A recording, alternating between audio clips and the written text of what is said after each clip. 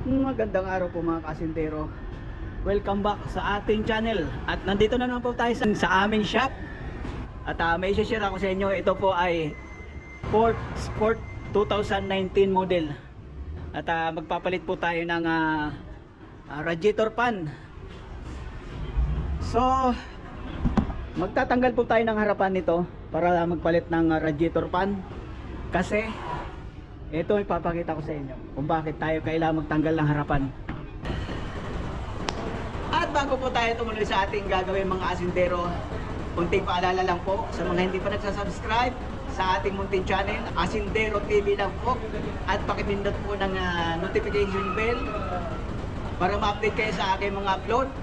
At paki-like and share, comment. Yun na po, maraming salamat po sa inyo lahat.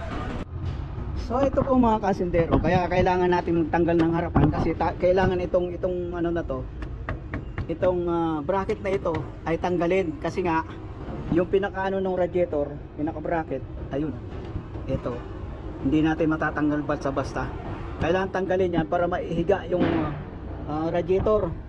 Maihiga dito para mahugot yung kahanang radiator fan. Ang kaso pa ito, nakausli.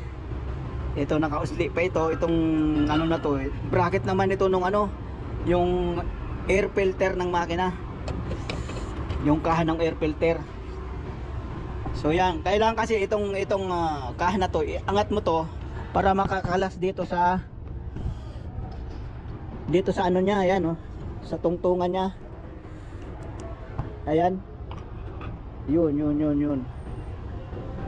Nakasabit. Kailangan mo siyang iangat. Kailangan mo siyang iangat ng 2 pulgada para makawala dun sa ano, sa sinasabitan niya. So kailangan talaga magbaklas ng harapan. So madali lang naman magbaklas ng harap. Papakita ko rin sa inyo. So ito mga kasintero, ito yung ano niya, pinakamaskara, harap. Kailangan natin tanggalin ito. Tanggalin natin yan dito. Tapos mayroon yang tornilyong 8 dito, ayan oh. Tatlo yan hanggang doon sa dulo. Kasi nga ito nakaipit ito no? Yan o, nakaipit lang siya. Ayan, may ano siya dito eh, nakausli oh.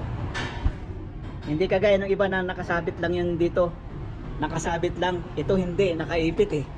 Ayan o, kailangan mo tanggalin yung tornilyong 8 na yan. Ayan. Tapos bukod doon, ito may nakaano pa. Ayan, kailangan mong i-ano yan para bumaba ito. Yan, para mahugot sa pababa. Ganon din sa kabila. At pagkatapos may mga ano siya rito, may mga clips, ayan oh. May mga clips yan. Yun ang mga tatanggalin mo. Ito kahit di mo na to tanggalin to. Hanggang doon, ito lang. Ito lang. Hanggang doon sa kabila. So, ganon din dito, ayan oh. Kabilaan. Ayun, natanggal ko na yung mga tornilyo nito, ayan oh. Yung ano na lang, pinakasima na lang ang kumakapit dyan. So, tatanggalin ko na. Tatanggalin na natin mga kasindero. Ito pa pala mga kasindero, bago natin mahugot itong harapan, kailangan tanggalin muna natin yung headlight. Yan. Kasi, mayroon siyang anong, ayan o, nakasabit. Ito. Nakasabit na naman siya. Pambihira. First time ko kasi magtanggal nito mga kasindero.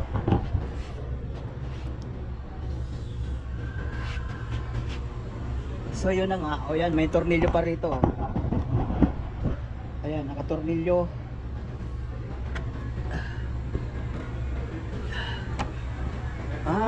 Ito pala kasama na yata. Ito. Kasama na. Hindi ka na magtatanggal nito. Ito tornilyo. Ito. Tapos mahuhugot na yata. Pero ito nakasabit. Ayan. Nakasabit. Hello. Paano gaara eh? Ayun. Ito kailangan natin. Kailangan matanggal yan bago mahugot. Titingnan ko muna kung baka kasama ito. Kasi may ano. Ayan. Kasama itong itim na to. Kasama yata. Tingnan ko muna. So ayun na nga mga kasindero, natanggalan natin yung tornilyo dito, doon. Tapos yung nakasabit dito. Yan. Tanggal na natin lahat. Tanggal na rin yung harap. Ah. Kasama na tong plastic na ito, itong itim. Ay, pambili. Ah. Yan siya. Pagkatapos, ito naman ang tatanggalin natin. Ito. Madali siyang tanggalin hanggang doon. Ayan.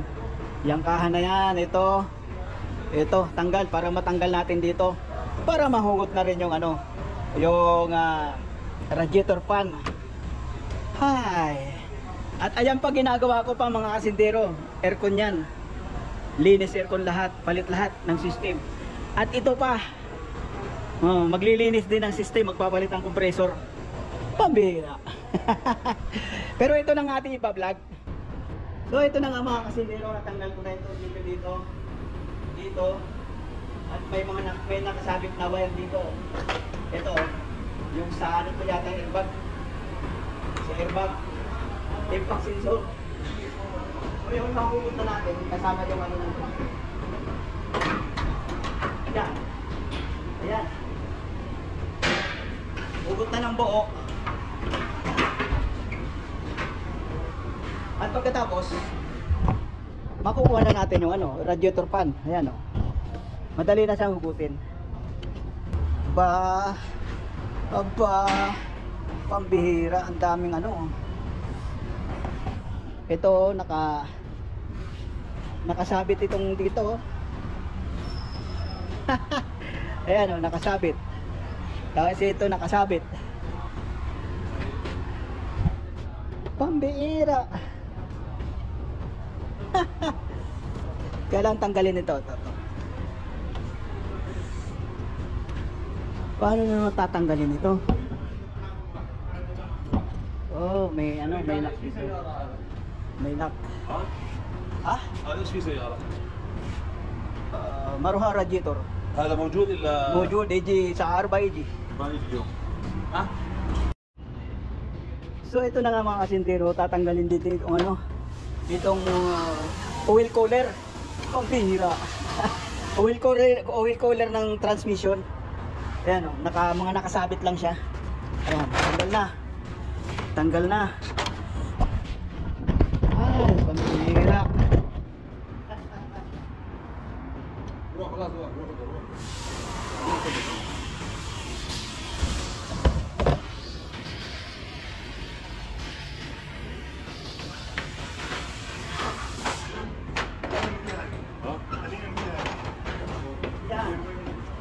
Kailangan tatanggalin dito.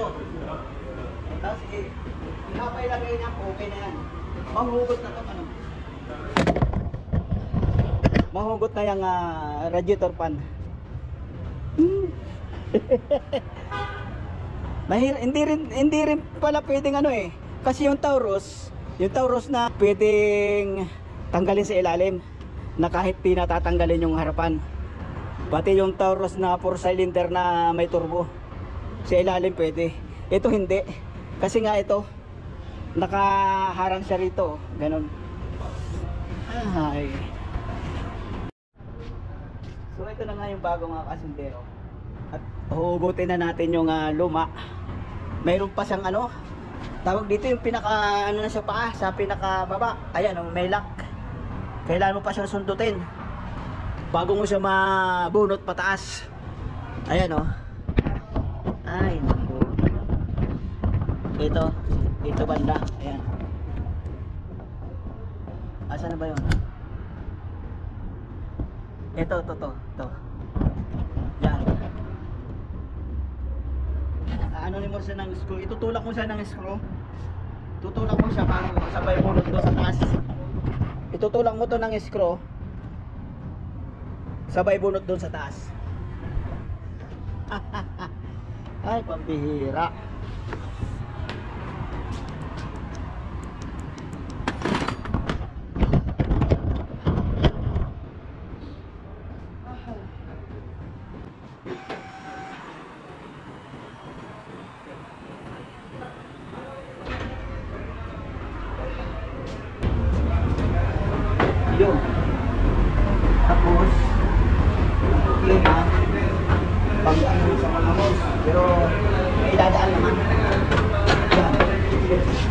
Dadaan ko siya.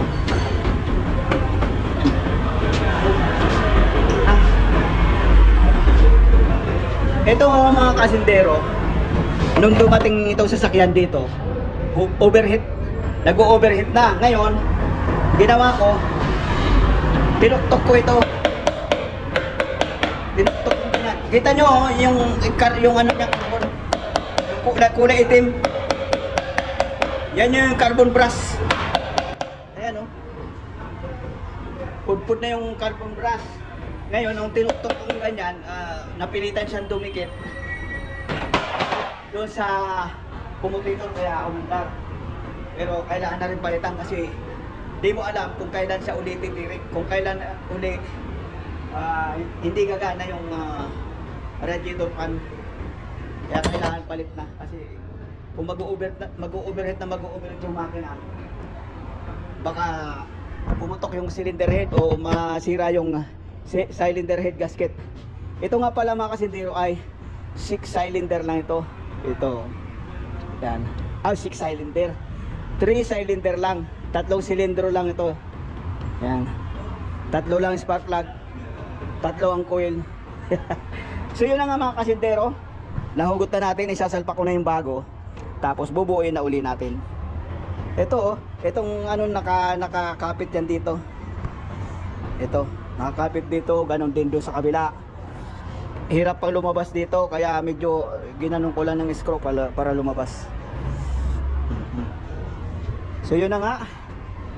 Ito lang mga kasindero ang isinero ko sa inyo na ito lang pinakita ko sa inyo mga kasindero kung paano magpapalit ng radiator fan.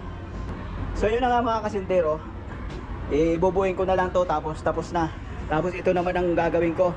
Dumating na rin yung kanyang radiator, tsaka yung condenser, tsaka yung tawag dito, radiator fan. Palit na rin yun. At ayun nga po yung aming manager. Naaawa daw sa akin kasi napakadami kong trabaho, kaya tutulungan niya raw ako. Siya na rin magkakabit ng radiator fan.